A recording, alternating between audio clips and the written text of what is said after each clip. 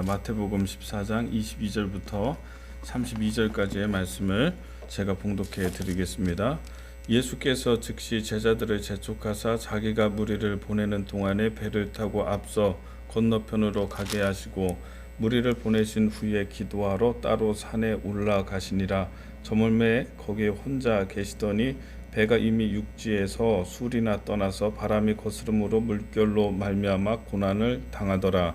밤 사경에 예수께서 바다 위로 걸어서 제자들에게 오시니 제자들이 그가 바다 위로 걸어오심을 보고 놀라 유령이라 하며 무서워하여 소리를 지르거늘 예수께서 즉시 이르시되 안심하라 나니 두려워하지 말라.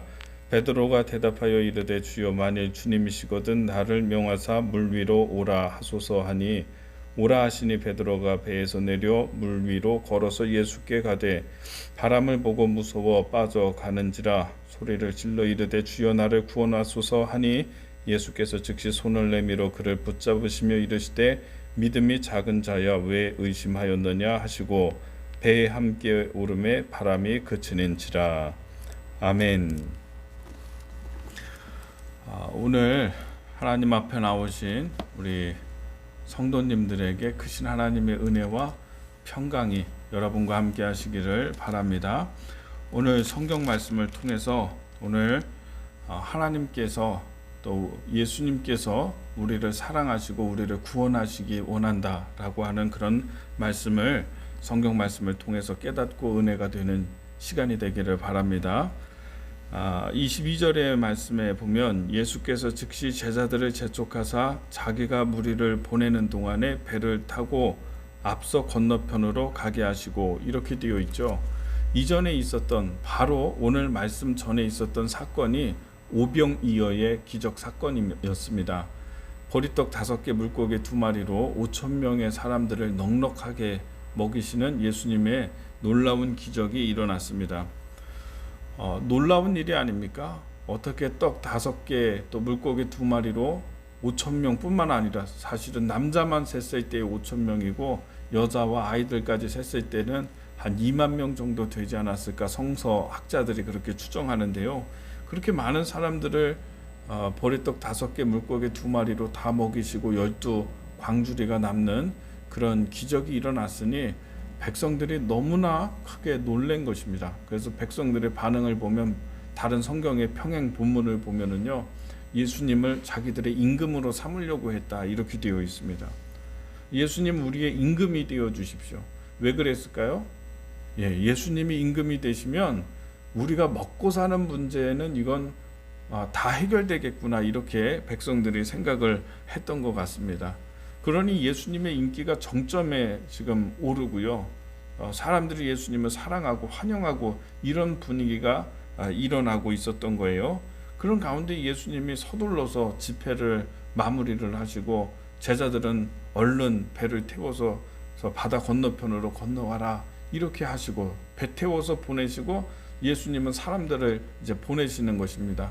오늘 집회는 여기까지니까 이제 돌아가십시오. 다음에 또 올 테니까 오늘은 돌아가십시오. 이런 식으로 해서 사람들을 서둘러서 보내고 있는 예수님의 모습을 우리가 22절에서 보게 되는 것이죠. 제자들을 재촉하사 자기가 무리를 보내는 동안에 배를 타고 앞서 건너편으로 가게 하시고 이렇게 되어 있잖아요. 예수님이 상당히 서두르는 그런 모습을 우리가 보게 되는 것이죠. 그리고 23절의 말씀에 무리를 보내신 후에 기도하러 따로 산에 올라가시니라. 저물매 거기 혼자 계시더니 예수님은 산으로 올라가셨습니다. 그리고 기도하셨습니다. 여러분, 예수님은요 사람들에게 인기를 얻거나 사람들에게 영광을 얻는 그런 순간이 되면 항상 예수님의 하시는 태도가 무엇이었냐면 사람들에게 영광을 구하지 않고 예수님은 하나님을 찾아서 아버지께 기도하는 것을 선택하셨다는 것입니다. 사람들에게 인기를 받는 그런 순간이 되면 예수님은 항상 산에 올라가시는 거예요. 그리고 당신께서 하시는 사역의 내용이 강력하거나 크거나 그래서 하나님의 영광이 나타나는 그런 사역이 있은 후에는 예수님은 항상 하나님 아버지를 찾아서 겸손하게 기도하는 하나님께 영광을 구하는 그런 모습을 우리가 보게 되는 것이죠. 여러분, 우리는 때로는요, 우리가 뭔가 잘 되고요, 내가 뭐 자랑할 게 있거나 뭐 사람들한테 내세울 게 있거나 이러면은 항상 자랑하고 싶을 때가 많은 것 같아요. 이거 누군가에게 얘기를 해야 되는데, 내가 이게 잘 됐는데, 내가 성공했는데, 어떤 그 결과가 너무나 좋게 잘 나오고 그러면은 사람들에게 인정을 받기를 원할 때가 참 많습니다. 대부분 그렇습니다. 그래서 전화를 해서 만나자고, 사람들 점심 내가 식사 대접할 때니까 모이라고 그렇게 얘기하고, 그렇게 해서 나 이런 일이 있었다고, 잘 됐다고 사람들에게 자랑하고 싶은 그런 일이 왜 없습니까? 사람의 심정이 그런 거잖아요. 그런데 오늘 예수님의 모습을 보면은요, 성공적인 사역을 하신 예수님께서는 그때 예수님이 무엇을 찾았냐? 기도를 찾으셨다는 것이죠. 하나님 아버지, 오늘 역사해 주셔서 감사합니다. 나의 능력이 아니라 하나님의 능력으로 다 감당할 수 있었습니다. 이렇게 겸손한 모습으로 아버지께 기도했다. 저는 우리들의 모습이 오늘 예수님의 모습을 본받아서 내가 잘 되고 평안하고 오늘 하루의 삶도 하나님 은혜 가운데서 평안하게 잘 지내고 이럴 때에 사람의 영광을 구하려 하지 말고, 인기를 구하려고 하지 말고, 자랑하려고 하지 말고 겸손하게 하나님 앞에 감사하면서 엎드릴 수 있는 그런 신앙의 모습을 우리가 갖추게 되기를 바랍니다. 이것이 또한 예수님에게서 영광을 받으신 하나님께서 우리에게 바라시는 그런 뜻이라고 하는 것을 우리가 다 잘 알게 되기를 바랍니다. 네, 그렇죠. 예수님이 지금 22절, 23절에서 말씀해 보면은 주님이 굉장히 서두르시잖아요. 사람들 보내고 빨리 가십시오. 제자들은 바다 건너편으로 건너가. 너희들 빨리 가가지고 기다려 나를. 이렇게 보내시는 모습을 보면서 참 예수님이 분주하다 지금. 뭘 이렇게 서둘러서 하시는가? 왜 그렇습니까? 주님이 도대체 무엇하기 위해서? 기도하기 위해서. 여러분, 중요한 일을 내가 해야 되면은요, 사람들이 지금 손님이 왔는데 내가 지금 중요한 일을 해야 돼요. 갑자기. 그럼 어떻게 합니까? 사람들 보내요. 사실 내가 이런 일이 있으니까 오늘은 돌아가십시오. 내가 다시 연락드리겠습니다. 식사 대접하겠습니다. 나중에. 오늘은 돌아가십시오. 이렇게 하지 않습니까? 그러니까 서둘러서 지금 주변을 정리하신 예수님, 도대체 무슨 중요한 일이 있기 때문에 기도하는 일이 있다는 거예요. 항상 여러분, 저는 기도하는 것이 여러분에게 가장 중요한 일이 되기를 바라요. 그것이 너무나 중요하니까, 내가 지금 당장 하나님 앞에 엎드리는 것이 너무나 중요하니까 지금 사람들 빨리 보내고 제자들도 보내고 예수님은 혼자 있는 시간, 하나님 만나는 시간을 가지셨다는 것이죠. 오늘 예수님의 모습을 본받게 되기를 바랍니다.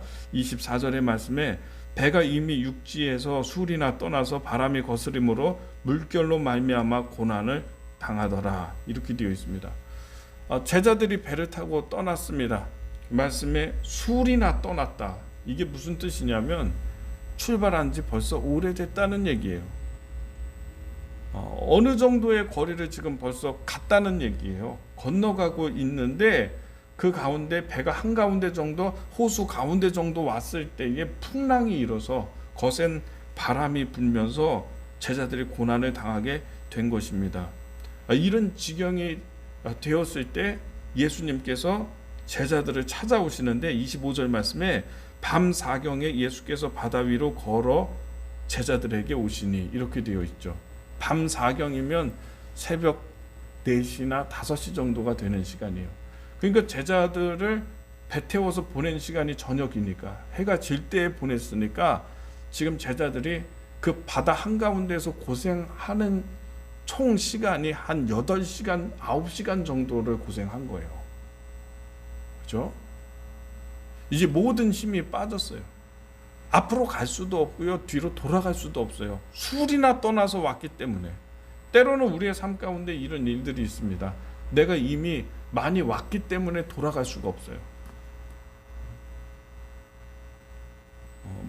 이미 진행을 많이 했기 때문에 돌아갈 수도 없고, 앞으로 가려고 하니 가자니 아무리 노를 저어도 앞으로 나갈 수가 없고, 풍랑 때문에 방법이 없고 취소할 수도 없고 되돌릴 수 없고, 이런 상황이 우리의 삶 가운데 내가 뭐 할 수 있는 게 아무것도 없는 이런 상황 가운데 제자들이 모든 힘이 빠져가지고 기진하고 있을 때에 밤 사경이 됐을 때 예수님이 바다를 물 위를 걸어서 제자들을 구하러 오셨다라고 하는 것입니다. 때로는 삶 가운데에서 예수님이 나 고난당하는 거 아시나? 하나님이 정말 내가 이렇게 힘들게 버티고 있는 거 하나님 아시나? 이런 생각이 들 수도 있어요. 그러나 여러분 아신다는 거예요. 여러분이 예수님이 산 위에서 기도하실 때 어떻게 기도하셨겠어요? 기도를 한참 하시다가 제자들이 어떻게 하고 있는가 이렇게 돌이켜가지고 한번 쭉 보시고, 아직까지는 괜찮구나, 버틸 수 있구나, 또 주님이 기도하시다가 또 어떻게 하고 있나 한번 보시고, 이렇게 하지 않았을까요?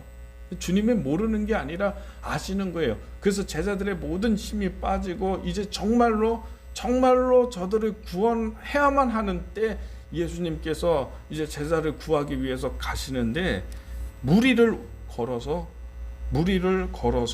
예수님이 찾아가셨다. 이게 참 중요합니다. 여러분, 왜 무리를 걸어서 예수님이 가셨을까요? 아주 답은 간단합니다. 배가 없기 때문에. 배가 없으니까. 배가 있었다면은, 배가 있다 하더라도 그걸 노를 젓는 그 사공이 없을 테니까.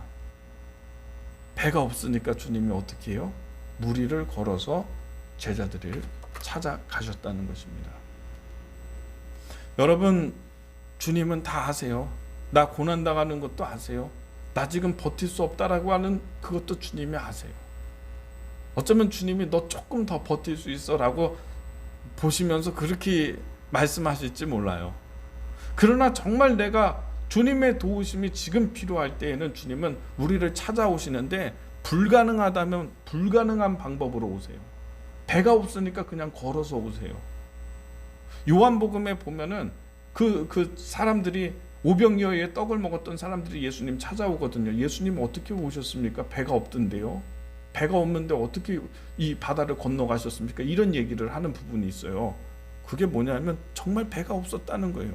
배가 없어서 주님은 걸어가셨다는 거예요. 무리를 걸어서 찾아가셨다는 거예요. 불가능하면 불가능한 방법대로 여러분은 찾아가세요. 오늘 주님이 여러분을 찾아가세요. 왜? 당신이 지금 급하니까. 당신의 모든 힘이 빠졌으니까. 찾아오시는, 무리를 걸어서 찾아오시는 주님의 손길. 하나님은 아신다. 나의 고난을 아신다. 정말 필요할 때 주님이 역사하셔야 될 때 어떤 방법도 예수님을 막을 수가 없다. 풍랑을 뚫고 가시고 불가능함을 뚫고서 주님이 반드시 당신을 찾아오신다. 이 믿음을 여러분 갖게 되기를 바랍니다. 그리고 오늘 이 믿음으로 승리하는 여러분의 삶이 되기를 주님의 이름으로 축복합니다. 기도하겠습니다.